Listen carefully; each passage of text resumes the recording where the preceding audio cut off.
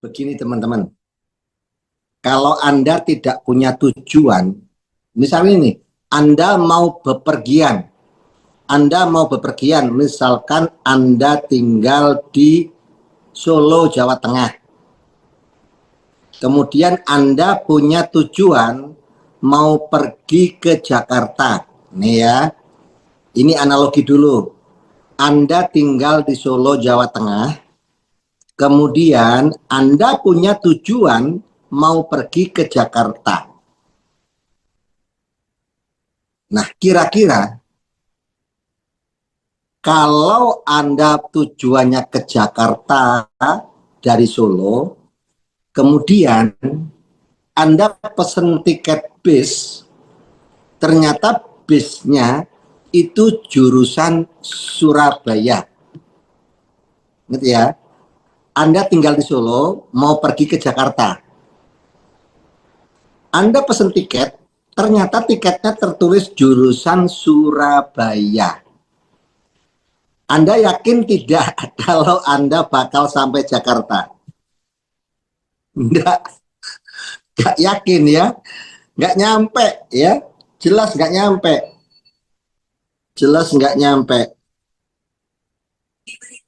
Ya. Nah, kemudian begini.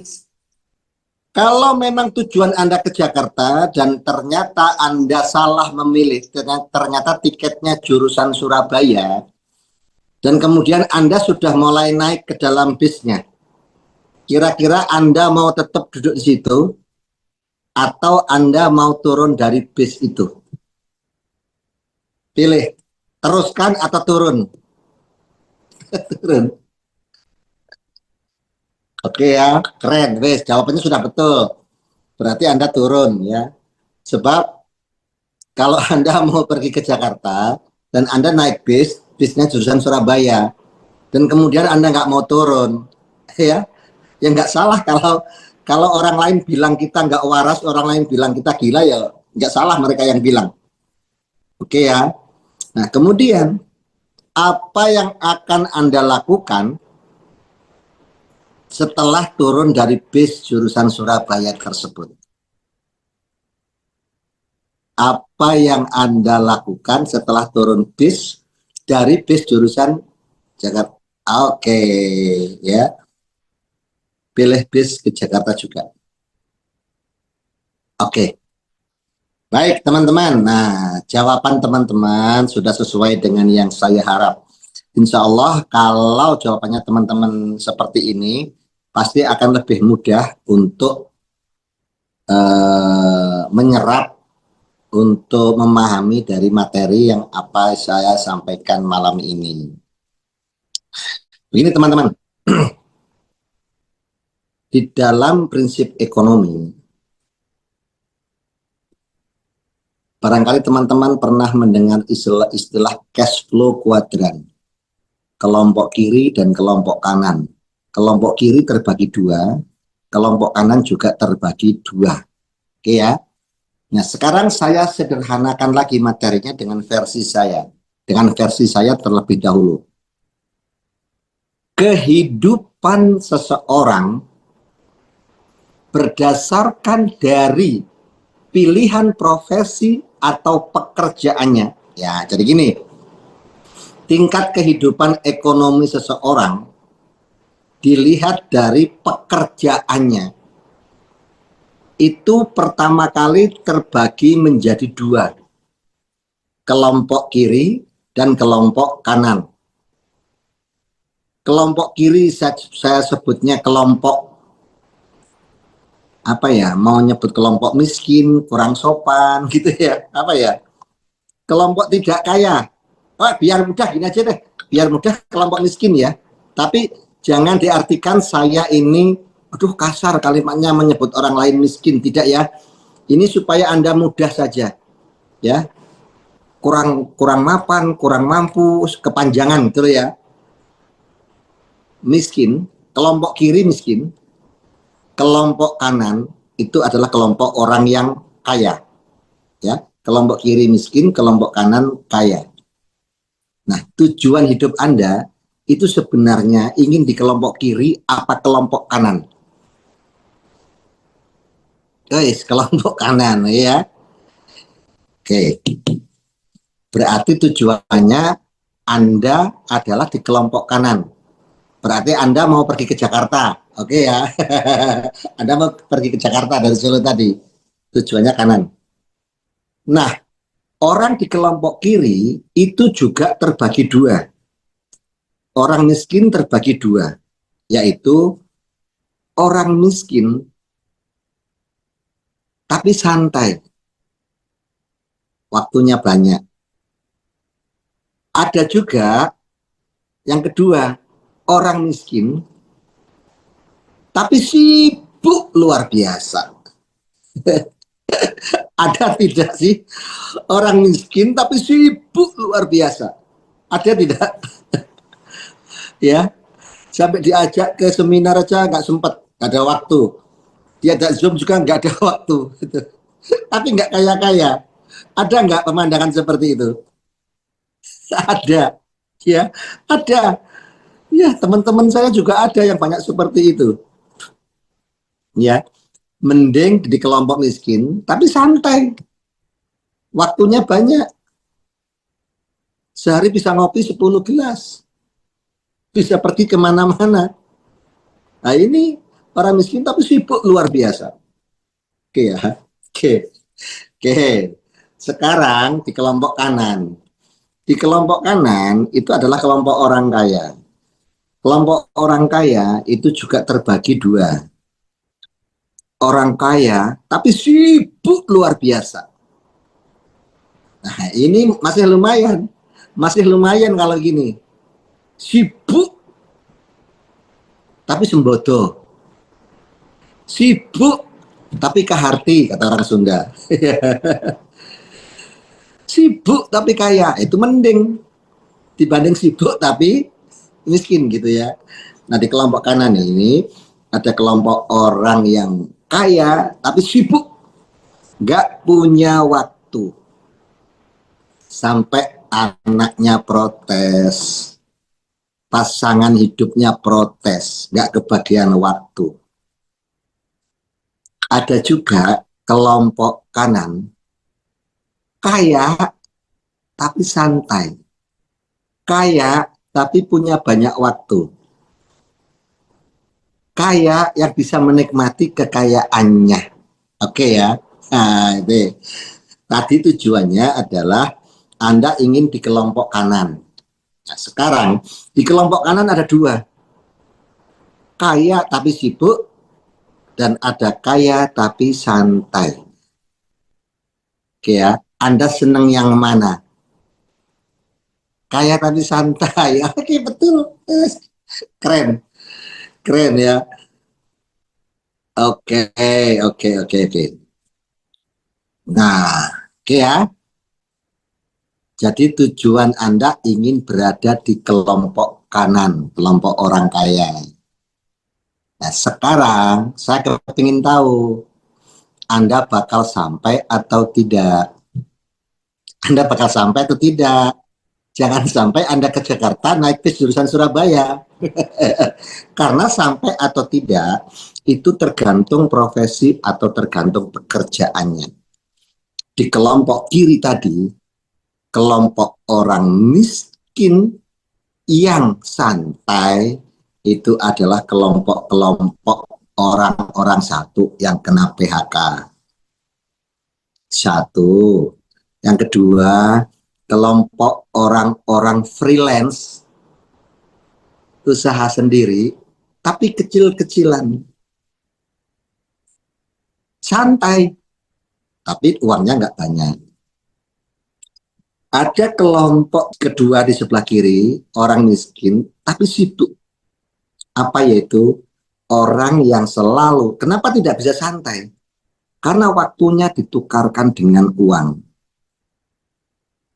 Para pekerja yang menukar jadwal waktunya ini untuk bekerja.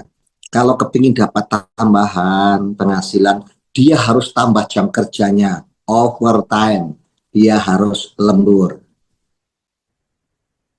Sayang kalau libur, dia lembur lagi. Tetapi serajin-rajinnya untuk mendapatkan status kaya itu sangat berat. Kenapa? Karena jadi pegawai itu tetap ada aturan yang diberlakukan. Apalagi di zaman sekarang banyak sekali pegawai-pegawai yang statusnya outsourcing, pegawai-pegawai yang nilai gajinya di bawah standar UMP, di bawah standar UMK, di bawah standar UMR. Banyak sekali. Kenapa diterima? Ya masalahnya perusahaan menawarkan gajinya segitu. Mau monggo, nggak mau masih banyak orang lain yang ngantri mau masuk. Akhirnya terpaksa gaji berapapun dia masuk diterima. Akhirnya apa? Ya dia mengorbankan waktunya luar biasa. Tetapi sebenarnya tujuan hidupnya itu besar. Tujuan hidupnya itu besar. Tapi dari jalur itu dia kadang-kadang dia sendiri tahu bahwa nggak nyampe ini tujuan hidup saya ini. Tapi dia berpikir no choice, nggak ada pilihan, nggak ada pilihan. Padahal sebenarnya pilihan itu banyak, pilihan itu ada. Oke teman-teman ya, saya disclaimer dulu sebelum saya menyampaikan ini.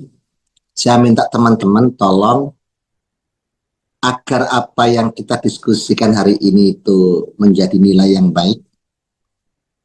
Tolong teman-teman ikuti Zoom malam ini penuh dengan pikiran positif. Sebab kalau diawali dengan pikiran negatif, semuanya jadi salah. Semuanya jadi salah. Gitu ya. Kalau pikiran negatif, itu akan menghasilkan energi negatif. Pikiran negatif akan menghasilkan ucapan yang negatif.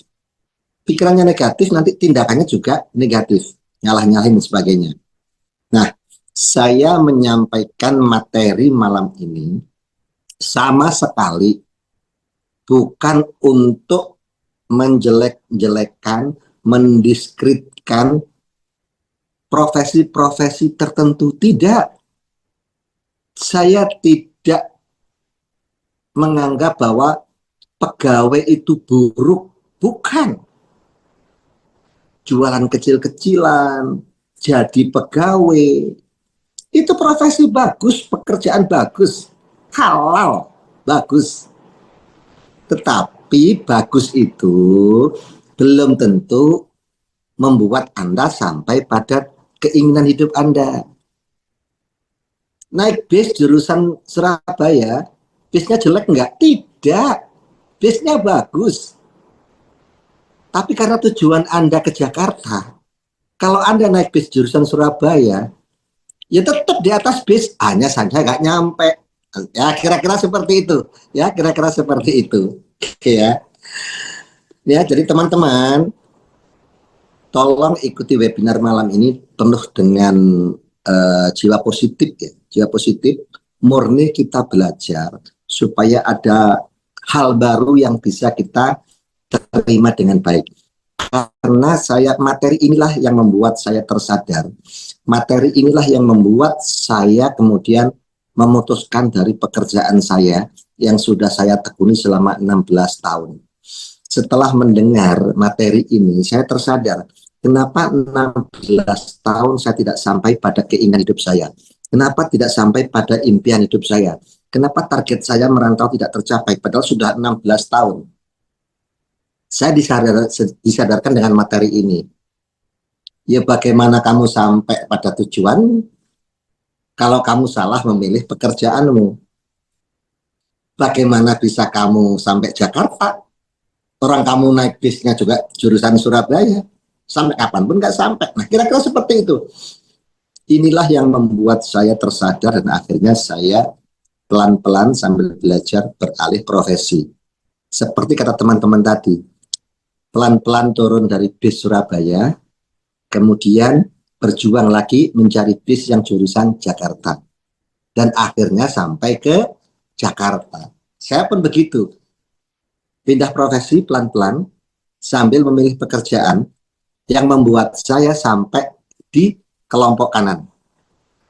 Saya lakukan pelan-pelan sampai belajar dan akhirnya saya benar-benar berada di kelompok kanan.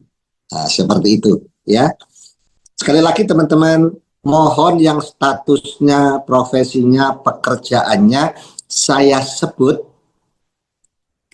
mohon teman-teman tetap berpikir positif. Saya sama sekali tidak bermaksud mendiskreditkan atau menganggap pekerjaan teman-teman itu buruk. Tidak. Pak, saya guru honorer, gajinya sebulan 500.000. Tetap halal. Tetap halal. Saya tidak pernah menjelek-jelekkan untuk menjadi bahwa pekerjaan guru honorer gaji 500.000 itu buruk. Tidak. Saya malam ini tuh hanya ingin menyampaikan bahwa kalau Anda punya tujuan hidup, pastikan kendaraannya itu benar jurusannya. Kalau Anda punya impian, cita-cita dalam hidup, pastikan profesi yang Anda sedang tekuni itu benar-benar mampu mengantarkan Anda pada impian hidup Anda. Kalau jelas nggak mampu ya, itu ya. Nah, itu teman-teman ya. Kelompok orang kaya sibuk ini adalah kelompok orang yang membuka usaha besar dengan modal besar. Dia membuka beberapa sektor usaha. Misal nih, buka bengkel besar, buka usaha tekstil juga, buka usaha travel juga, buka usaha apa juga. Dan semuanya dia yang handle. Hari ini dia kontrol travelnya, wah meeting, wah kontrol pembukuannya. Malam belum selesai, aduh gimana ini dengan laporan dari bengkel saya. Dia pergi ke tempat usaha yang berikutnya ke bengkel. Sampai tengah malam, begitu setiap hari. Begitu setiap hari. Kenapa dia nggak punya waktu, kenapa sibuk? Karena semuanya harus dia yang kerjakan. Harus dia yang kerjakan. Tapi kenapa bisa kaya? Karena usahanya tidak satu. Boleh jadi dia punya 4 perusahaan. Dan harus dia yang kerjakan semuanya. Harus dia yang kontrol semuanya. Sehingga sibuknya luar biasa. Tapi sibuknya ya lumayan. Sibuknya sibuk kaya gitu ya.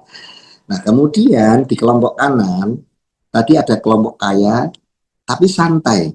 Kelompok kaya tapi waktunya banyak sehingga bisa menikmati kekayaannya bersama keluarganya. Nah, kenapa kok ada orang kaya yang waktunya banyak? Nah, ini rahasianya. Kenapa? Waktu dia banyak karena yang bekerja bukan fisik dia. Nah, tuh. Yang kerja bukan dia. Yang kerja bukan fisik dia, yang kerja bukan waktu dia. Siapa yang bekerja? Ada 2. 1, orang yang bekerja dengan menggunakan uangnya. Dia menjadi investor. Dia menjadi investor. Dia bekerja dengan uangnya. Tiap ada kampus, dia selalu bikin kos-kosan. Ada kampus lagi bikin kos-kosan, ada kampus lagi bikin kos-kosan. Tiap ada wahana wisata, dia buka penginapan, dia buka hotel kecil-kecil situ. Ada destinasi wisata, dia buka hotel. Ada tempat wisata lagi, dia buka hotel lagi, dia buka hotel lagi. Dan semuanya sudah serba canggih, semuanya komputerisasi, semuanya sudah menggunakan sistem. Nah, ya, sehingga apa? Yang punya uang duduk manis di rumah. Tapi semua kos-kosan di sekitaran kampus yang dia punya, itu bekerja, uangnya mengalir. Uang bekerja, hasilnya buat siapa? Buat tuannya yang sedang duduk di rumah. Kemudian ada hotel-hotel yang bekerja tadi, menerima tamu nginep. Ada berapa tempat wisata, berapa hotel yang dia punya. Nah, uangnya yang dia investasikan itu bekerja, bukan fisik dia. Jadi uangnya yang bekerja. Nah, makanya orang kaya kalau kepingin santai, kepingin punya banyak waktu, perhatikan cirinya. Uang yang bekerja untuk dirinya. Ini pertanyaannya adalah, Pak, berarti kalau mau pilih pekerjaan itu harus kaya dong? Ya tidak harus kaya, tapi harus kaya raya, raya, raya, raya. Kaya saja nggak cukup. Harus kaya raya, raya, raya, raya, raya. Gitu. Baru bisa bekerja dengan menggunakan uangnya. Karena uangnya yang harus bekerja. Kalau uangnya sedikit, nggak bisa, nggak cukup. Pak, berarti buntu dong. Berarti buntu dong bagi orang macam kita yang tidak punya banyak uang, yang tidak punya uang ratusan miliar, yang tidak punya uang triliunan. Bagaimana kalau ingin pindah ke kelompok kanan, kelompok orang kaya yang punya banyak waktu? Ada caranya. Itu yang saya bilang ada caranya. Ada caranya.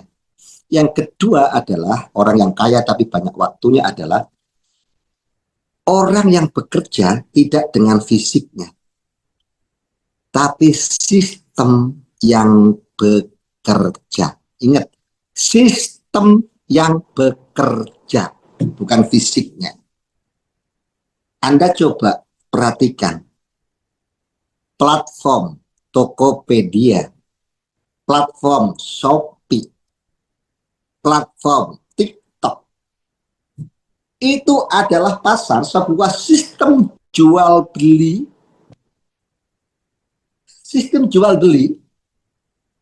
yang semuanya online. Tahu tidak? Yang punya Shopee,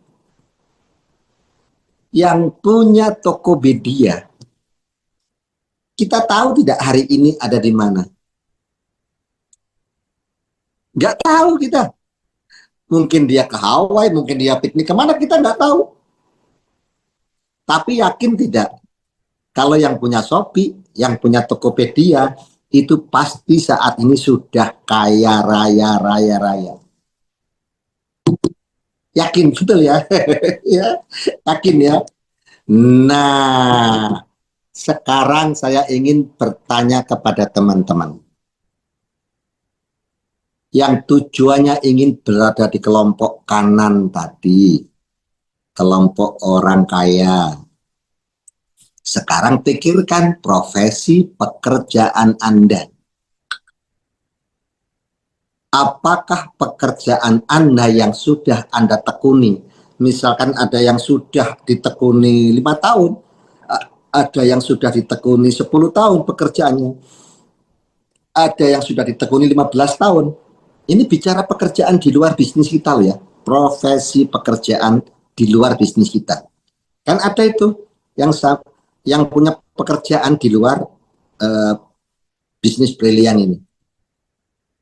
Coba pikir baik-baik, apakah profesi yang Anda tekuni yang sudah berapa puluh tahun ini mampu mengantarkan Anda menjadi orang di kelompok ekonomi yang sebelah kanan. Pikirkan terlebih dahulu. Tidak, ya. Belum enggak kok. Oke ya. Oke ya, tidak. Caranya gampang, Pak.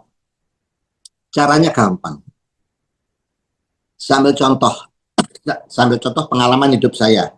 Kalau nanti mencari pengalaman hidup orang lain, kesannya kayak menjatuhkan orang lain. Ini pengalaman hidup saya. Tujuan saya merantau dari Jawa Timur ke Bandung, Jawa Barat. Itu kalau boleh dikatakan dengan kalimat yang sangat keren, saya ingin memangkas kemiskinan di dalam keluarga saya. Jadi saya dari keluarga itu yang benar-benar kurang mampunya itu benar-benar nggak mampu gitu. Nah, saya ingin memangkas itu. Saya pergi merantau dari Jawa Timur ke Bandung ke Jawa Barat. Tujuan saya apa? Saya ingin hidup mapan secara mandiri. Saya ingin punya rumah sendiri.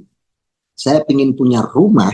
Nanti kalau anak teman-teman saya main, itu dia bangga. Bangga gitu loh. Dengan temennya, dengan anak saya itu dia bangga. Saya ingin menjadi kebanggaan keluarga. Di keluarga saya nggak ada satupun yang punya mobil.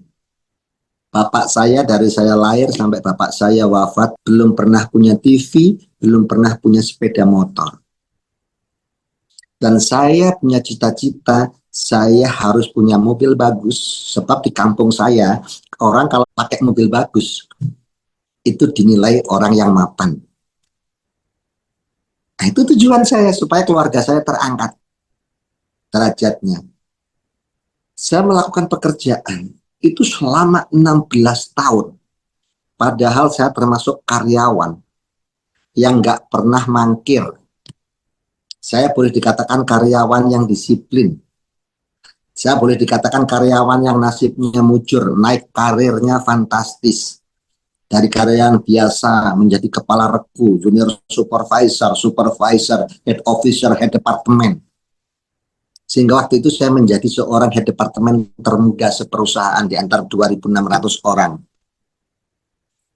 Saya pikir dengan jabatan seperti itu, tujuan hidup saya bakal tercapai. Nyampe enggak ya? Nyampe enggak ya? Waktu itu saya masih muda. Nyampe enggak ya? Gitu ya. Nah, kemudian saya melihat teman-teman kerja saya yang jabatannya seperti yang sedang saya duduki. Yang kalau kata pegawai lain, itu jabatan terhormat. Saya melihat teman-teman yang sudah mau masuk usia 50 tahun, masa persiapan pensiun, dengan jabatan sebagai seorang pimpinan seperti yang saya duduki. Waktu saya masih muda, saya lihat, saya main ke rumahnya, saya ngobrol, ternyata miris hidupnya. Sampai setua itu, ini akhirnya kalau tua itu begini ya. Apalagi jadi karyawan yang bawahan. Jadi karyawan yang duduk di atas aja begini nasibnya. Berarti ini kalau saya teruskan, ini tidak sesuai dengan tujuan saya. Nah itu maksud saya ya. Jadi kalau kita ingin melihat apakah pekerjaan yang kita tekuni saat ini itu mampu mengantarkan kita pada impian atau tujuan hidup kita. Orang-orang yang bekerja seperti kita, yang sudah lama bekerja, mereka seperti apa? Ini contoh. Misalkan, Anda ditawarin jadi seorang kasir di sebuah minimarket. Tujuan Anda, aku kepingin punya rumah sendiri ketika punya anak satu. Aku kepingin punya mobil sendiri, sebab saya orang rantau, kalau pulang biar nggak capek-capek naik kereta api. Ingat ya, tujuannya punya rumah sendiri, punya mobil sendiri. Terus kemudian ditawari bekerja, ada lowongan nih, apa, kasir minimarket itu. Oh ada bro, apa syaratnya? CV-nya persiapkan. Wow, dia bikin surat, dia bikin CV-nya lengkap. Nah, mampu nggak ya profesi pekerjaan ini mewujudkan harapan saya? Mampu nggak ya dari pekerjaan ini saya punya rumah sendiri, punya mobil sendiri? Daripada pusing-pusing begitu, ketika Anda masuk kerja, coba bertanyalah pada kasir yang paling senior. Kasir yang sudah 10 tahun misalnya. Lihat kehidupannya. Apa yang mampu mereka beli, bagaimana ekonominya. Kalau Anda cocok, oh ternyata jadi kasir kalau sudah 10 tahun punya rumah bagus, punya mobil sendiri, lanjutkan karena sesuai tujuan Anda. Persis, Anda nyampe. Tapi kalau Anda lihat pemandangan, ini sudah 10 tahun, wah Ini sudah 12 tahun, masih belum punya rumah juga. Berarti kalau saya teruskan sampai 12 tahun kemudian, ya seperti itu. Pilihannya ada di Anda, mau lanjutkan atau tidak. Iya, seperti tujuan Anda ke Jakarta, Anda bertanya sama senior, ini bis jurusan mana? Jurusan Surabaya, pilihannya ada di Anda, mau turun atau lanjut. Nah, seperti itu, ya. Oke, teman-teman, ada sebuah kebiasaan, habits dari orang-orang sukses di dunia ini. Ada satu kebiasaan sukses yang selalu menjadi prinsip mereka. Ketika mereka mau melakukan pekerjaan atau memutuskan memilih sebuah profesi. Prinsip ini namanya make start from the ending. Mulailah apa yang kamu kerjakan setelah kamu tahu apa akhir dari apa yang kamu kerjakan ini. Make start from the ending.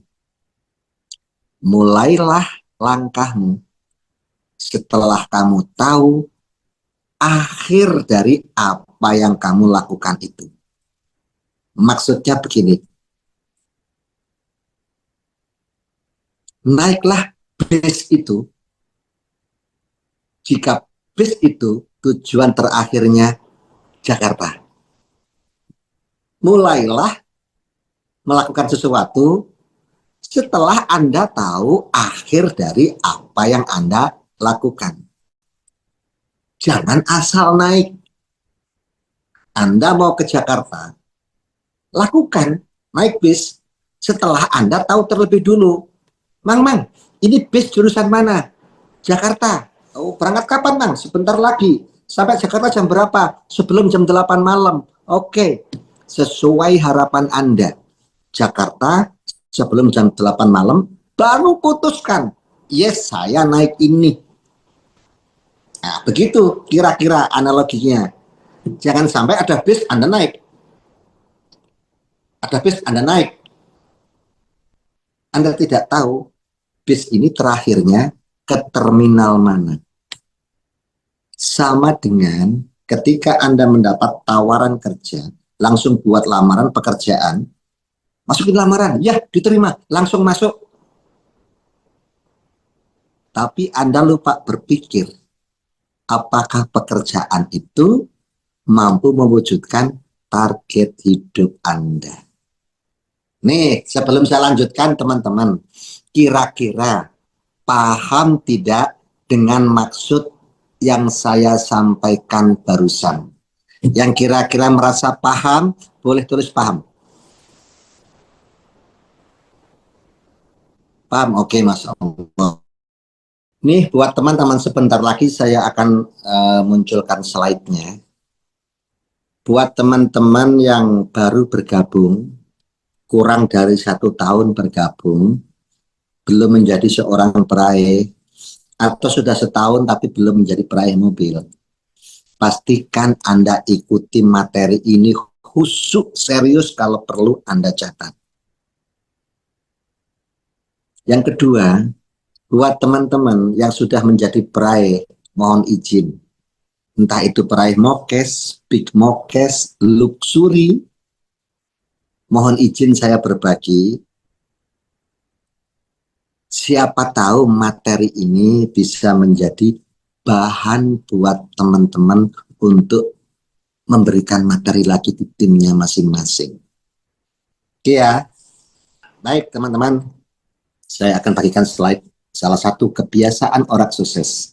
Ketika mau memutuskan memilih pekerjaan atau menekuni sebuah profesi, dia gunakan make start from the ending. Karena orang sukses tidak ada yang melakukan sesuatu tanpa tujuan. Tidak ada orang sukses yang melakukan sesuatu tanpa target. Tidak ada. Tidak ada. Semua orang yang sukses itu berawal dari sebuah khayalan, berawal dari sebuah impian, berawal dari sebuah target seperti itu. Nah, karena punya target, dia mencari jalan keluar jadi orang. Siapa tahu, siapa tahu, siapa tahu, siapa tahu, siapa tahu. Karena nggak ada targetnya, cuman siapa tahu. Dia memilih pekerjaan apapun. Ada yang bekerja menjadi ini, nggak apa-apa, gaji di bawah UMR juga, nggak apa-apa. Karena nggak punya target. Nggak apa-apa deh, gaji di bawah UMR juga.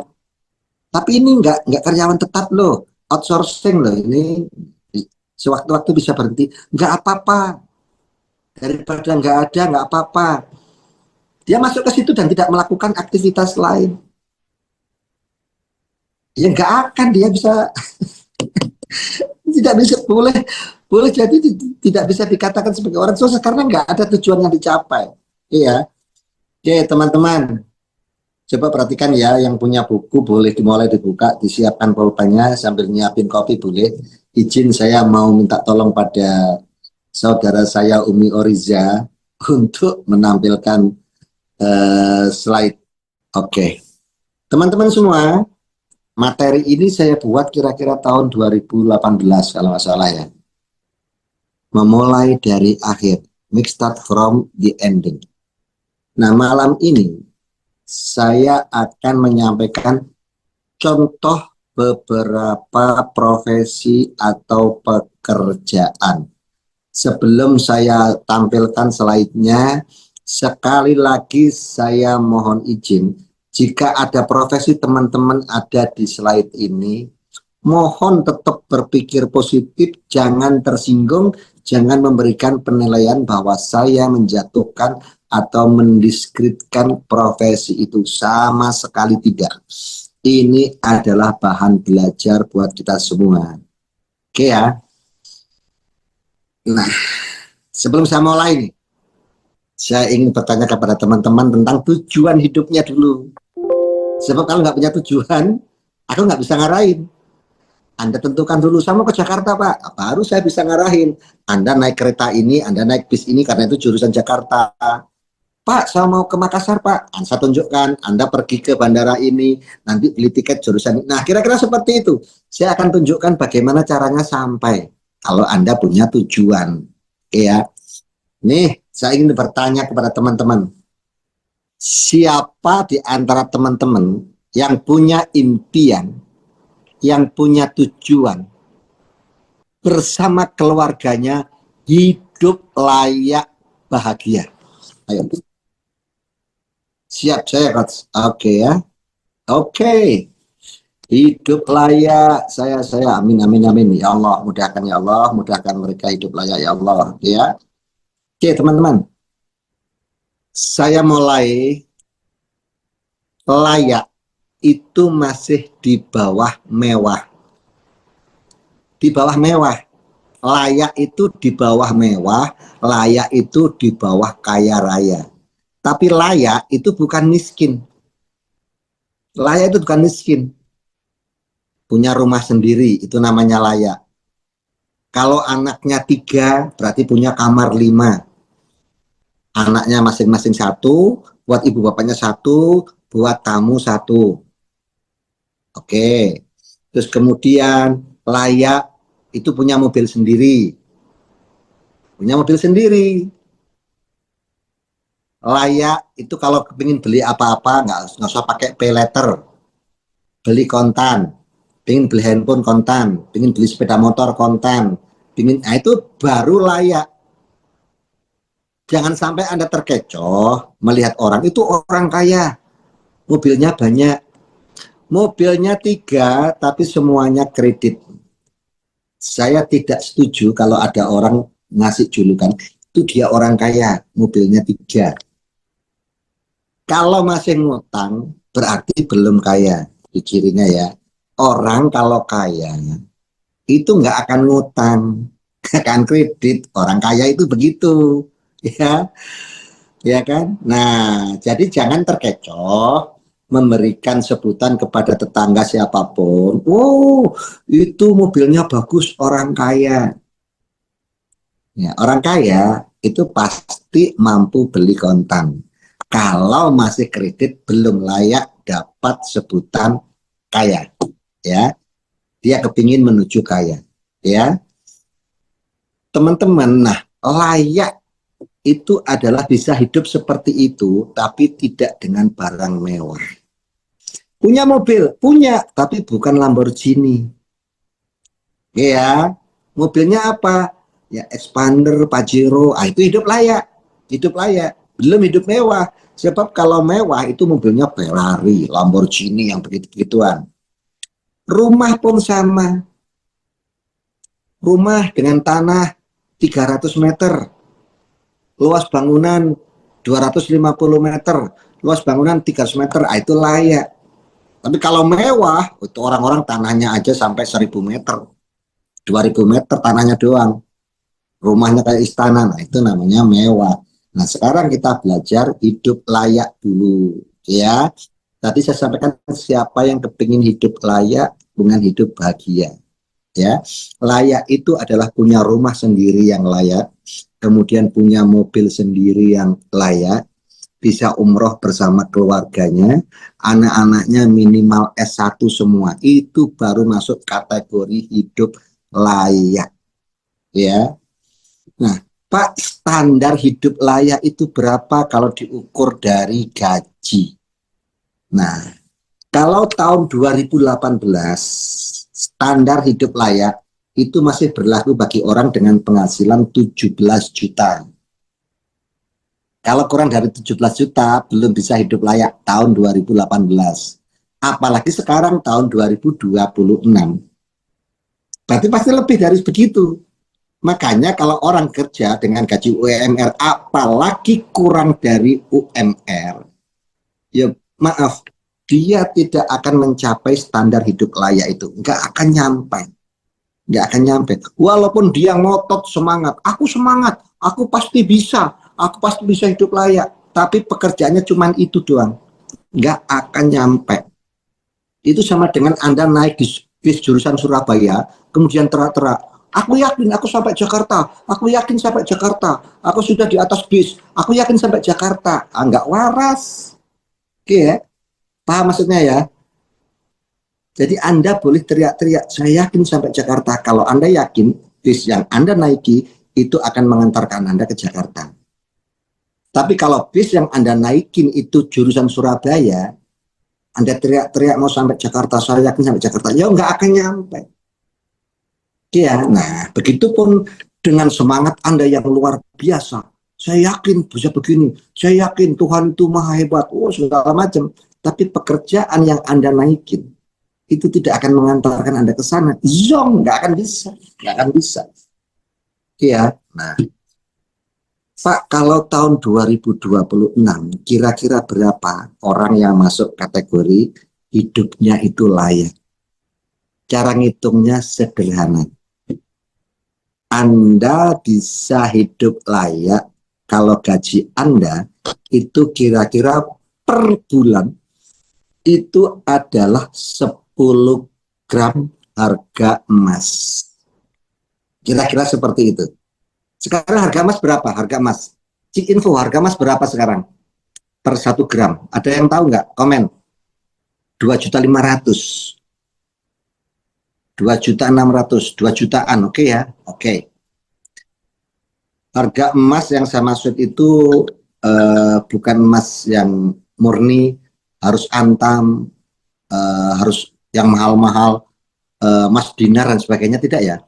Emas konvensional yang bagus ya, yang bagus itu kurang lebih 2 juta atau 2 juta 200.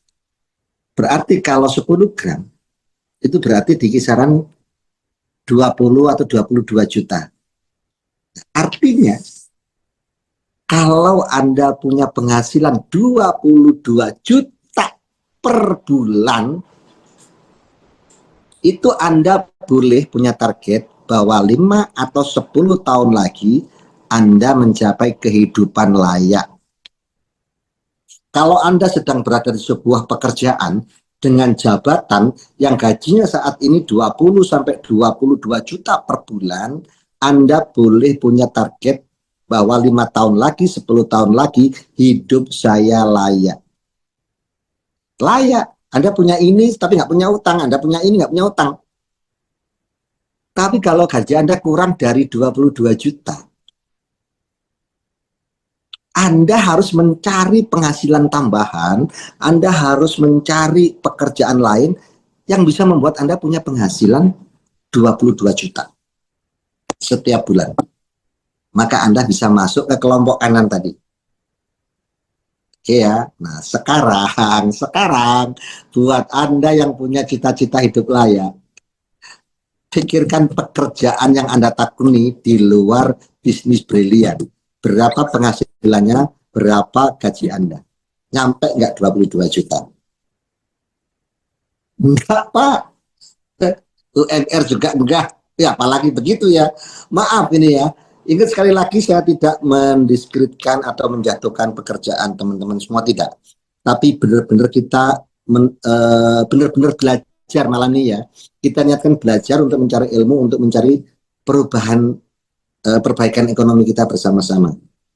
Oke ya. Nah, sekarang kita lihat apakah pekerjaan bisnis, apakah bisnis yang kita sedang tekuni saat ini, yang saat ini bonusnya baru Senin Kemis, yang bonusnya kadang dapat, kadang enggak, apakah termasuk pekerjaan atau profesi bagus? Apakah pekerjaan yang bisa mengantarkan kita pada standar hidup layak? Yuk kita bedah secara ilmu. Oke ya, oke. Teman-teman, saya akan berikan contoh beberapa profesi atau pekerjaan yang bisa membuat Anda hidup layak atau tidak. Izin menampilkan slide pertamanya, Umi. Nah, ini dia. Ini dia. Usaha konvensional. Nah, ini kan lebih jelas kelihatan ya. Teman-teman perhatikan. Pertama, usaha konvensional. Perhatikan grafiknya dulu, teman-teman. Garis ke atas itu adalah penghasilan, garis ke kanan itu adalah waktu, garis merah itu adalah standar hidup layak. SHL itu standar hidup layak. Standar hidup layak itu penghasilan kalau di tahun 2026 ini di kisaran 20 sampai 22 juta ya. Nah, apakah usaha konvensional bisa membuat Anda mencapai penghasilan ini? Sebulan dapat 22 juta bersih, dipotong biaya ini itu. Oke ya. Kita lihat teman-teman. Apa sih usaha konvensional itu? Usaha konvensional adalah usaha yang sifatnya mudah ditiru oleh orang lain. Nih, misal Anda punya tanah sekitar 80 meter, 10 kali 8. Kemudian Anda bangun sebuah kafe kecil yang banyak lampunya, Anda berikan tempat duduk di luar, Anda jual kopi, yang kopinya sebenarnya harganya cuma 3.000, tapi Anda bisa jual 15.000 di situ karena suasananya enak. Wow, keren itu. Begitu Anda buka, Anda upload di media sosial, rame. Warung kafe yang Anda bangun tiba-tiba rame. Nah, karena warungnya rame, Anda pasti bisa renovasi rumah. Anda bisa membeli mobil, misalkan walaupun kredit, ya gitu ya. Ah, lumayan ini dapat penghasilan dari kafe ini, ada uang 40 juta, masukin ke dealer kredit mobil dengan cicilan sebulan misalkan 5 juta misalkan, ya. Ambil. Maka tetangga lain melihat peluang itu. Waduh, ternyata usaha kayak begini keren ya. Hanya butuh tanah 80 meter. Minumannya gitu doang. Yang penting dikasih tempat duduk. Wes, lihat ya. Usaha yang mudah ditiru. Kemudian ada orang di sekitaran Anda yang tidak jauh dari tempat tinggal Anda Dia punya uang yang lebih banyak daripada Anda. Dia bikin juga dengan tanah bukan 80 meter, lebih besar. Dia bikin dari 120 meter. Minumannya persis sama. Bedanya adalah di tempat Anda, di tempat yang baru, itu tertulis free wifi 24 jam. Wes, keren kan? Free wifi 24 jam. Orang-orang yang nongkrong di warung yang pertama, begitu melihat ada kafe yang baru, yang harganya sama, tempatnya lebih luas, dan ada wifi gratis. Apa yang terjadi? Orang-orang yang tadinya nongkrong di kafe Anda, semuanya pindah ke kafe yang baru. Sehingga apa? Omset Anda turun. Sementara Anda tetap harus bayar bank. Karena sebagian besar mereka pinjam uang bank untuk membuka usaha seperti itu. Ketika Anda harus membayar bank, ini Anda harus bayar bank nih. Sementara usaha Anda kalah saing dengan yang baru, Anda gak akan jalan, bangkrut. Maka biasanya orang begini spekulasinya naik lagi. Kurang ajar dia pakai wifi. Emang aku nggak bisa. Dia pinjam lagi tambahan dana ke bank. Apa yang dia lakukan? Dia juga bikin wifi. Satu. Dia tambahin wifi di kafe dia dengan suntikan modal dari bank. Kemudian dia sengaja rekrut gadis-gadis cantik untuk pelayannya. Wes, apa yang terjadi? Kafe Anda rame lagi. Nah, kafe yang tadi yang nggak pakai gadis-gadis cantik mulai sepi. Sama-sama beli kopi 15.000, mending di sana bro, wifi ada. Tapi kan, oh bro, pelayannya cantik-cantik, muda-muda. Ya, melihat pelanggannya habis pindah ke kafe Anda, konvensional ini bisa dilihat, bisa ditiru. Oh, pantesan pindah. Di sana pelayanannya cantik-cantik. Ternyata bukan laki-laki pelayanannya. Oke. Dia punya uang.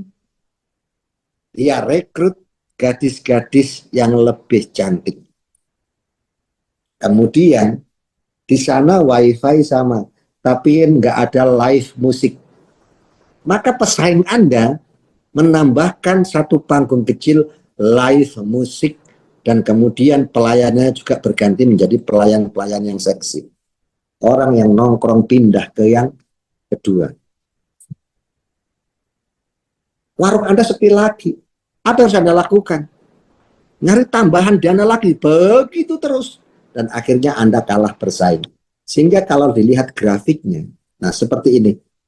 Nah, ingat ya. Oke. Oke ya. Lihat. Anda buka pertama, Anda dapat hasil sedikit, kalah bersaing, jatuh lagi. Bahkan minus, harus pinjam bank. Naik lagi. Usaha Anda ditiru orang yang nirunya lebih bagus.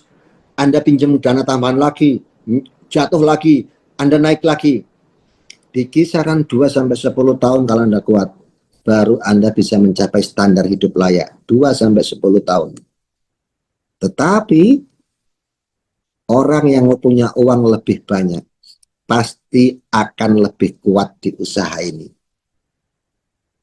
Dan akhirnya lama-lama Anda tidak kuat. Dan akhirnya endingnya bangkrut. Dan ini sudah terbukti di mana-mana. Boleh jadi kalah saing, boleh jadi perubahan zaman. Dulu tetangga saya yang punya toko-toko gede itu kaya-kaya. Sekarang sudah nggak bisa. Usaha warung gede ditiru sama orang yang punya uang menjadi minimarket. Mereka nggak ada komputer, di sini ada komputer. Di warung Anda nggak ada pelayanan, Di sini ada selamat pagi. Iya ya. Anda kalah tetap aja, yang kalah itu pasti bangkrut. Iya. Nah, inilah usaha konvensional pada umumnya. Untuk bisa mencapai standar hidup layak, Anda harus berjuang 2-10 tahun. Itu pun kalau Anda tetap menang secara modal. Tapi kalau di awal kalah modal, sudah nggak perlu nunggu 2-10 tahun. Dari awal sudah tutup. Oke ya. Artinya usaha konvensional itu susah sekali menembus penghasilan rutin 22 juta setiap bulan. Susah banget penghasilan bersih itu. Oke ya. Sekarang kita lihat profesi yang kedua. Pekerja fisik. Pekerja fisik itu apa? Satu, orang yang bekerja dengan menggunakan tenaganya. Contoh, kontraktor, kuli bangunan, tukang tembok, tukang becak, tukang ojek, tukang sopir angkot, pokoknya yang bekerja dengan fisiknya. Nah, itulah profesi yang kedua. Ya. Bahkan pekerja fisik rata-rata penghasilannya tidak mencapai standar hidup layak. Kalau di tahun 2026 jarang sekali ditemukan pekerja fisik yang punya penghasilan 22 juta setiap bulan. Tukang becak, tukang ojek, tukang sopir, tukang kuli bangunan.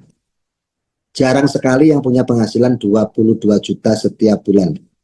Kecuali jadi tukang temboknya di Italia. Itu bisa. Jadi tukang temboknya di luar negeri itu bisa karena gaji di sana mahal. Ini kita bicara di Indonesia. Oke ya. Nah, coba perhatikan grafiknya. Begitu mau memulai, nih kita ambil contoh tukang tembok ya, tukang tembok. Kan tidak mungkin mengawali karir ini langsung jadi tukang tembok, tidak. Oke ya. Jadi dia mengawali dengan status apa ya? Kalau di Jawa itu laden. Kalau bahasa Indonesia laden itu apa sih ya? Asistennya tukang itu loh, yang bagian ngambil semen, ngangkutin bata, belum jadi tenaga profesionalnya. Kenek, oh kenek ya. Keneknya tukang tembok ya. Itu gajinya kecil dulu. Gajinya kecil dulu, kemudian lama-lama dia bisa jadi tukang, naik, lihat gajinya naik. Nanti semakin senior, pekerjaannya bagus, semakin naik, ya, semakin naik, semakin naik, semakin naik, semakin naik, sampai berapa? Sampai usia kurang lebih 45. Setelah 45 bagaimana nasibnya pekerja fisik? Setelah 45 ekonominya akan jatuh. Kenapa? Satu, kalau dia pekerja tukang tembok ya, tukang bangunan, usia 45 sudah jarang yang mau pakai. Karena tenaganya sudah kendur, nggak kuat seperti dulu, jadi lambat. Maka orang akan mencari tukang-tukang yang lebih muda. Maka yang sudah mulai usia 45 ini tergeser. Tenaganya sudah mulai nggak kepake, sama yang muda-muda, yang tenaganya masih kuat. Maka ekonominya semakin turun. Jarang yang mau pakai, penghasilannya menurun. Padahal usia 45 adalah usia saat sebagai orang tua kebutuhannya tinggi. Usia 45 itu anak sudah mulai umur 18, masuk kuliah, yang kedua masuk SMA, sebentar lagi yang pertama nikah, yang kedua masuk kuliah. Wah, itu biaya tinggi. Ketika biaya tinggi, penghasilan menurun karena tenaganya drop. Begitupun di luar kuli bangunan, misalkan tukang ojek. Tukang ojek ketika mengawali masih muda, dia bisa nyari uang banyak. Sampai malam pun kuat. Kadang-kadang sampai hampir subuh masih kuat. Tapi begitu masuk usia 45, fisiknya udah nggak kuat lagi. Udah mulai sering pusing.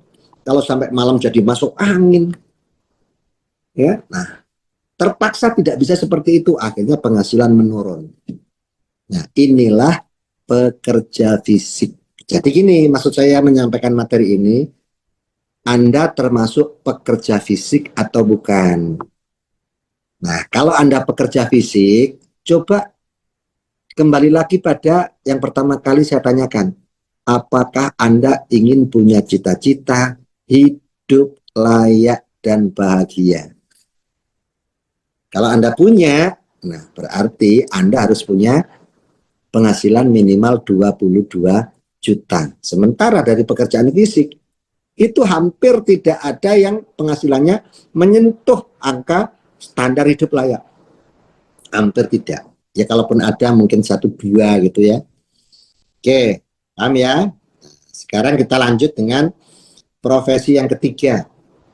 Artis public figure. Wah, keren itu. Kilat itu. Wah, kaya luar biasa. Hanya perlu berapa tahun itu? Tahun ke-1 sampai ke-3. Jadi artis itu langsung saya kayak ya. Tapi jadi artis tidak semuanya bisa dalam hidup kemewahan. Kalau artis bukan standar hidup layak, mewah, lihat loncat grafiknya di atas SHL, di atas standar hidup layak, loncat. Hanya perlu waktu 1-3 tahun. Keren itu. Tetapi artis akan mulai pada akhirnya sama dengan pekerja fisik. Ketika menua, itu sudah mulai jarang yang pakai. Satu, sering sakit, jadwal syuting terhambat. Yang kedua, yang tadinya pantas jadi bintang iklannya skincare, karena sudah tua, jadi nggak ada lagi yang pakai iklan skincare dia. Digantikan sama yang artis-artis baru, pendatang baru.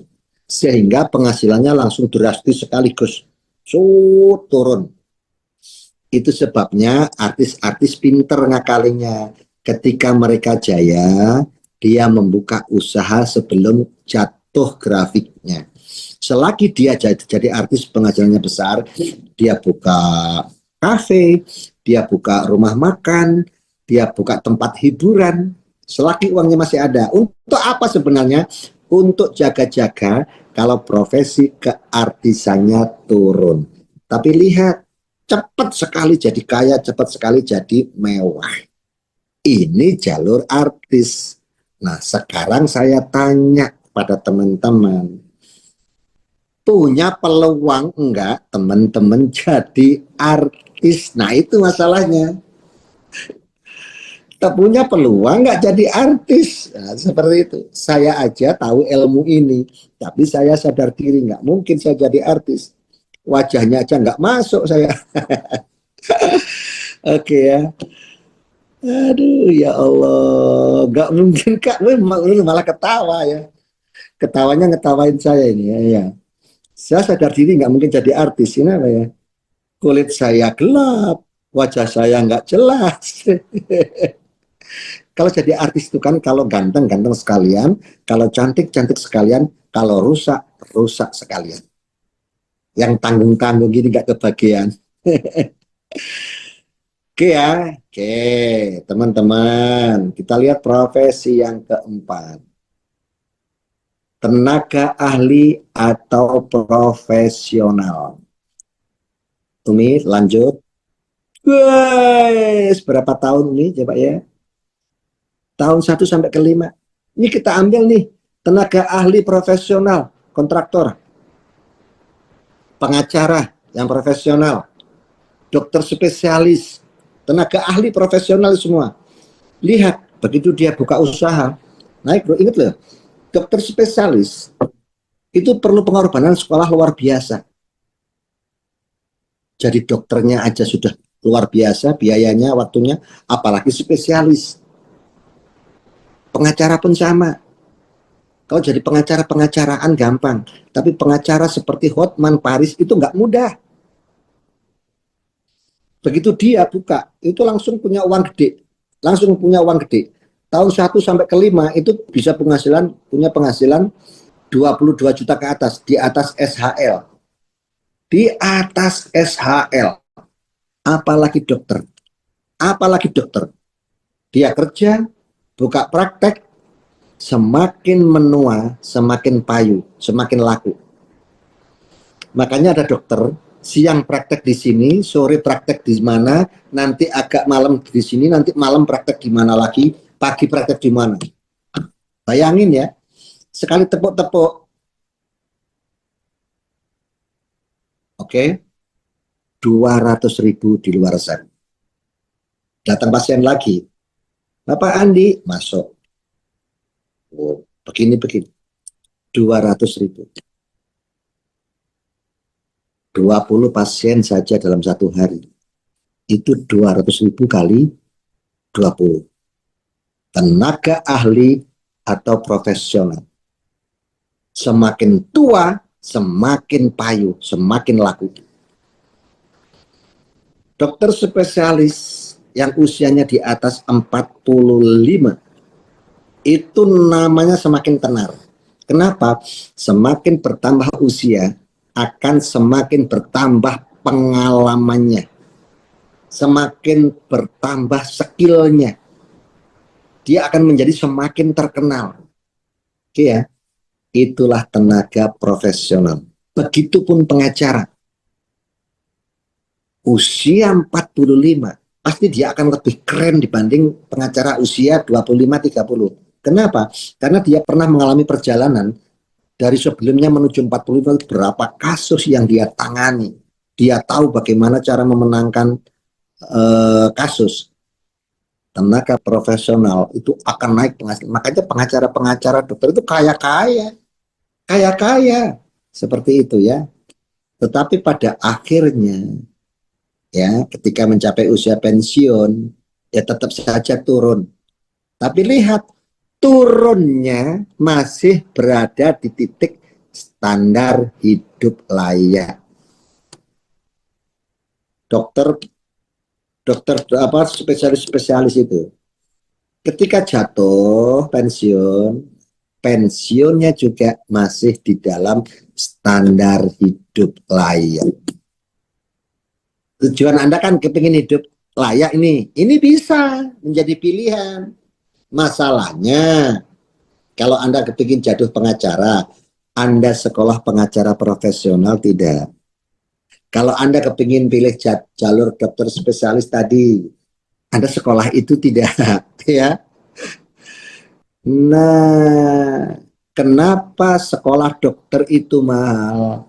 Kenapa orang tua berani biayai anaknya walaupun mahal? Karena tahu endingnya seperti itu.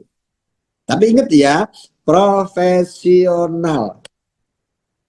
Tidak cukup profesinya, tapi harus profesional. Pengacara doang nggak bisa, tapi pengacara yang profesional. Seperti itu ya. Oke ya, cukup 1 sampai 5 tahun udah bisa kaya itu. Udah bisa kaya. Oke, lanjut nih. Pegawai. Aduh, ini pasti banyak yang pegawai di sini nih ya. Disampaikan salah, nggak disampaikan salah juga. Ini pegawai seperti ini. Grafiknya dari mulai gaji honorer atau gaji masa percobaan, gaji outsourcing, sedikit sekali dan tidak nyampe ke standar hidup layak. Apalagi kalau pegawai-pegawai pemerintah, naiknya tiap 4 tahun sekali. Nunggunya lama, naiknya sedikit. Apalagi gaji horor. Iya betul. Ya. Nah teman-teman yang merasa gajinya honor gitu, ini jangan tersinggung ya. Ini ilmu, ini ilmu. Ada sebagian orang setelah tahun ke-20 berkarir menjadi pegawai, sampai ke tahun 25. Misalkan dia diterima kerja usia 25. Maka usia 45 nanti, usia 50 tahun nanti, boleh jadi gajinya memenuhi standar hidup layak. Kenapa? Mungkin dia tahun ke-20 itu diangkat jadi manajer. Boleh jadi diangkat jadi manajer dan punya penghasilan standar hidup layak. Tapi kalau kita lihat, ada berapa orang yang punya potensi jadi manajer, dan ada berapa orang yang berpotensi tidak jadi manajer. Kalau tidak jadi manajer ya nggak akan nyampe kepada standar hidup layak. Apalagi kita bisa mengukur, ijazah saya seperti ini, pengalaman saya seperti ini, saya bisa mengukur kemampuan saya seperti ini, saya nggak punya koneksi, saya nggak punya ordal dan sebagainya. Kira-kira kayaknya nggak bisa deh jadi manajer. Ya berarti Anda tidak akan mencapai garis standar hidup layak. Dan nanti begitu masuk usia 55 tahun, siap-siap penghasilannya akan menurun. Karena kalau pegawai negeri sipil ada masa pensiun. Ketika pensiun semua tunjangannya hilang. Ya, turun. Apalagi yang karyawan swasta. Bukan PNS, bukan ASN, bukan BUMN.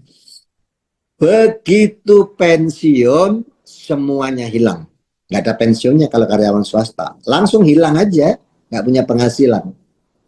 Apalagi karyawan swasta yang dipensiunkan lebih cepat. Entah itu karena pelanggaran, entah itu karena perampingan atau efisiensi perusahaan, entah itu perusahaannya bangkrut sehingga harus mengalami PHK sebelum usia 55. Jatuh sekaligus, nah seperti itu. Saya pernah berada di posisi nomor 5 ini. 16 tahun. 16 tahun, dan ketika diterangkan halaman ini, aku cuma mikir gini, anjir, saya itu, ya gitu. Untuk bisa mencapai standar hidup layak harus 20-25 tahun.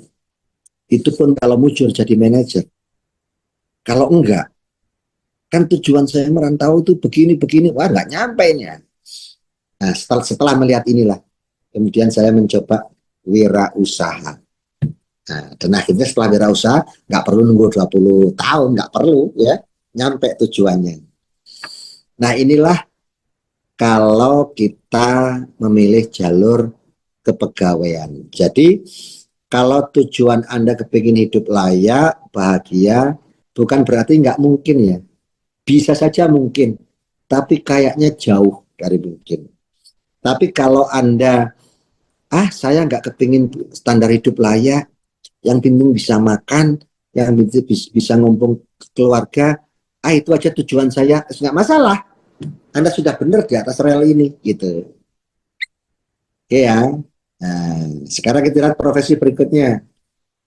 Profesi berikutnya adalah gambling, money game. Coba lihat. Anda ikut investasi bodong dan sebagainya, gambling seperti itu, lihat. Bos, langsung kaya. Berapa tahun itu? 1 tahun, 2 tahun langsung kaya.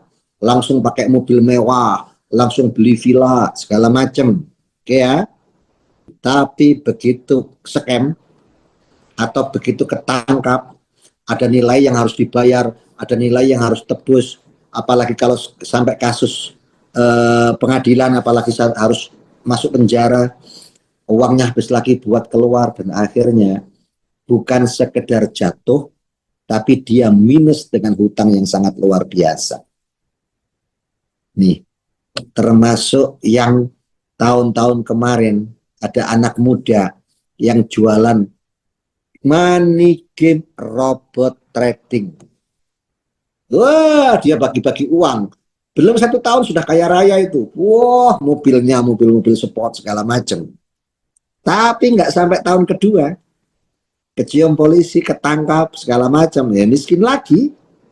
Oke ya, inilah kalau nekat gambling, nekat masuk money game. Biasanya ini terjadi karena melihat orang lain kaya, akal sehat kita hilang. Oh, ternyata bisnis begitu cepat bikin kaya ya. Ikut aja, nggak taunya sengsaranya luar biasa berikutnya. Ya, teman-teman, ini nomor 6 ini jangan dilakukan lah, bukan pilihan ya. Kalaupun mau kaya ya cari jalan selain ini. Yang nomor 7, bisnis kita, bisnis di best corporation, bisnis brilian. Coba perhatikan teman-teman, awal mengawali bagaimana? Awal mengawali dapat bonus sedikit, turun lagi. Dapat bonus, turun lagi. Grupnya hancur. Ada MLM baru, ikut ke MLM yang lain. Dapat grupnya mati. Oh, baru dapat uang sedikit, ada GSS beli tiket. Baru dapat bonus sedikit, pembinaan, beli bensin dan sebagainya. Naik turun, naik turun, naik turun, naik turun. Di awal. Tapi lihat kalau istiqomah sampai tahun ketiga. Sampai tahun ketiga. Timnya mulai kuat, asetnya mulai bekerja, grupnya mulai stabil, omsetnya mulai stabil. Naik, turun sedikit, penghasilannya naik lagi, setelah itu naik, sus. Nih ya, keren, luar biasa. Ini bisnis. Jadi kalau Anda punya tujuan hidup, ingin hidup layak, ingin hidup serba luar biasa, ingin punya mobil bagus, ingin punya rumah sendiri bagus, make start from the ending. Lihatlah ending, lihatlah akhir dari pekerjaan itu. Nah, inilah akhir dari pekerjaan bisnis brilian itu. Endingnya itu begitu. Keren. Penghasilan di atas standar hidup layak. Jadi jangan fokus di awalnya. Awal nikmati saja. Itu yang disebut siap berproses. Bahasanya siap proses. Nah, itu di grafik yang pertama ini. Naik, turun, naik, turun, naik, turun. Kadang-kadang banyak orang berhenti sebelum endingnya. Nah, itu masalahnya. Coba perhatikan ya. Coba perhatikan Umi Oriza. Umi Oriza. Umi Oriza itu luxury 1 miliar. Ditambah Pajero-nya. Berapa ya? Ditambah mobilionya. Berapa ya? Tambah motornya. Berapa ya? Ini baru Umi Oriza loh ya. Dapat motor lagi, dapat motor lagi, dapat motor lagi. Dapat mobilio lagi, dapat mobilio lagi. Udah itu naik lagi, dapat Pajero. Itu naik lagi, dapat luxury. Nah, grafiknya itu naik terus. Nah, itulah ending dari bisnis brilian kita di Best Corporation. Ada Bu Marlin, Bu Master. Nggak bisa menahan. Kalau memang waktunya, misalkan Bu Marlin dapat mobilio, nanti setengah 4 bulan gitu, Bu dapat mobil lagi, nggak bisa menolak. Ah, nggak mau, mobil saya masih bagus, nggak bisa. Tetap dapat lagi. Habis begitu dapat lagi mobil yang 0,5 miliar. Aku ini aja belum puas, makanya udah dikasih lagi. Bagaimana nggak bisa. Nah, itulah endingnya dari bisnis brilian kita. Walaupun awalnya naik turun, grafiknya naik turun, tapi kalau kita kuat bertahan, terus mengedukasi mitra, terus membangun aset, maka tahun ketiga mulai stabil, maka grafiknya akan terus naik, penghasilannya naik, dan naiknya di atas standar hidup layak. Di atas standar hidup layak. Saya pernah ngalamin seperti ini. Setahun itu 12 bulan. Dalam 1 tahun saya bisa dapat motor, mobilio, Pajero, rumah. Kalau dihitung berapa itu? Hampir 1,8 miliar. 1,8 miliar dibagi 12 bulan. Berapa? Lebih dari 22 juta kan? Artinya di atas standar hidup layak. Karena standar hidup layak sekarang itu 22 juta. Nih, kalau Anda 2 tahun aja nih, 2 tahun misalkan, nggak sampai luxury, termasuk orang yang kurang apa ya, rezekinya kurang bagus katanya, baru sampai Pajero doang 2 tahun. Kita hitung ya, 20 juta ditambah 150 tambah 500 sama dengan 670 juta. 670 juta dibagi 24. Tetap masuk standar hidup layak. Sialnya di bisnis ini itu masih masuk standar hidup layak.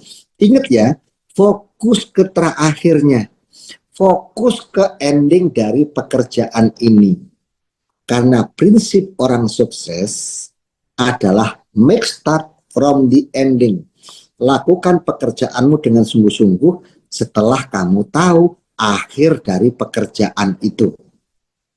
Makanya kalau tahu brilliant endingnya seperti ini, fokus pada endingnya. Jangan fokus di awal sekarang naik turun, naik turun, naik turun. Jangan fokus ke situ. Orang sukses akan bekerja melihat endingnya atau melihat akhirnya.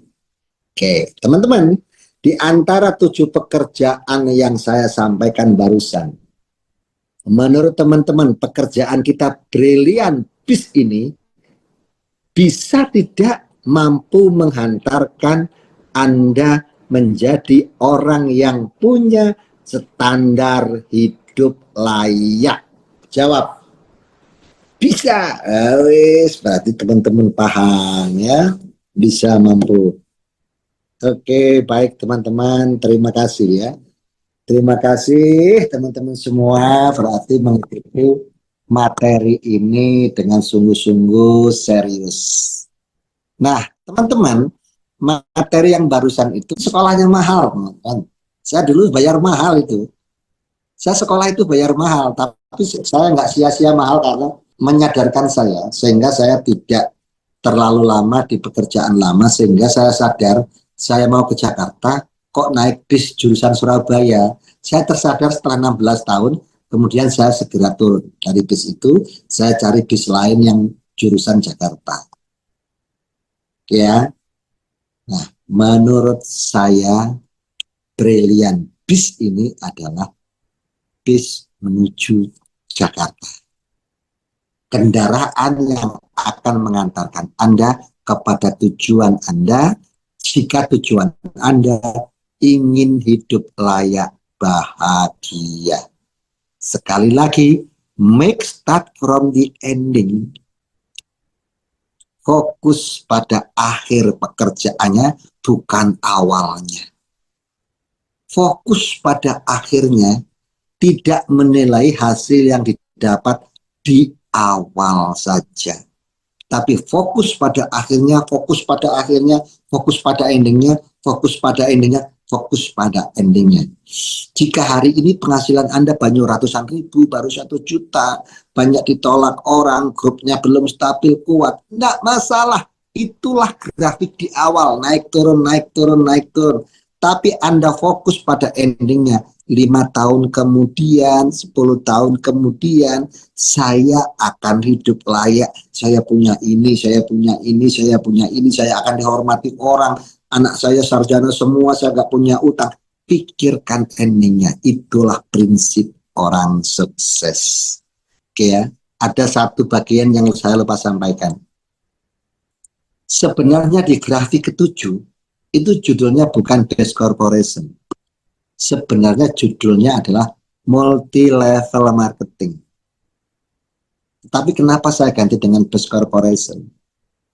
Karena kalau ditulis multi-level marketing, bahaya. Tidak semua aja orang saat ini, semua itu multi-level marketing. Banyak yang berkedok multi-level marketing. Yang kedua, tujuan Anda kan ingin hidup layak, ingin hidup bahagia melalui profesi ke-7, multi-level marketing. Masalahnya, tidak semua multi-level marketing kuat mengantarkan Anda pada tujuan. Ada yang 8 bulan sudah begini, ada yang 2 tahun kiamat, bahkan ada yang belum 1 tahun nggak kemana-mana ada. Kenapa saya tulis bukan multi-level marketing? Kenapa saya tulis best corporation dengan program brilian? Karena ini adalah multi-level marketing yang terbukti mengantarkan ribuan orang bisa hidup layak dan bahagia.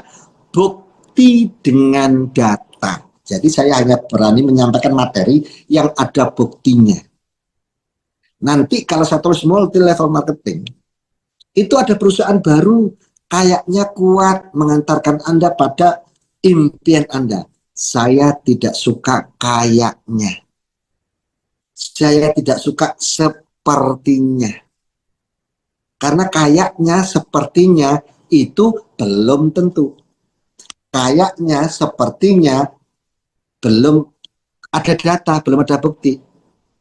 Saya lebih senang, lebih pede menyampaikan yang sudah ada data, ada bukti. Jadi kalau menyatakan ini kuat, ini mampu mengantarkan Anda mencapai impian Anda, ada datanya, ada buktinya. Oke ya, itu sebabnya saya tulis Best Corporation Program Brilian. Karena sudah berumur lebih dari 5 tahun, artinya teruji perusahaan kuat, lebih dari 10.000 orang mampu hidup layak. Artinya ini data bahwa ini perusahaan yang bisa mengantarkan Anda pada tujuan Anda, hidup layak, hidup bahagia, bukan kayaknya perusahaan ini, bukan perusahaan ini sepertinya bukan. Tapi Best Corporation sudah terbukti melahirkan banyak orang bisa hidup layak, bisa hidup bahagia. Dan berikutnya adalah Anda semua. Oke teman-teman, semoga materi malam ini bisa menjadi ilmu baru buat teman-teman, menjadi penyemangat buat teman-teman semua. Oke teman-teman ya, saya pamit undur diri. Saya doakan teman-teman semoga yang ikut Zoom malam ini dimudahkan semua usahanya. Jika prospek orang, semoga Allah bukakan hati mereka. Yang punya hutang, Allah lunaskan semuanya. Yang punya target naik GSS tahun 2026, semoga Allah sampaikan targetnya. Semoga teman-teman hidup sehat, dijauhkan dari hutang, dijauhkan dari riba, dan selalu dipenuhi dengan rezeki, keberkahan, kebahagiaan, kesehatan, keselamatan. Ya, sampai ketemu minggu depan.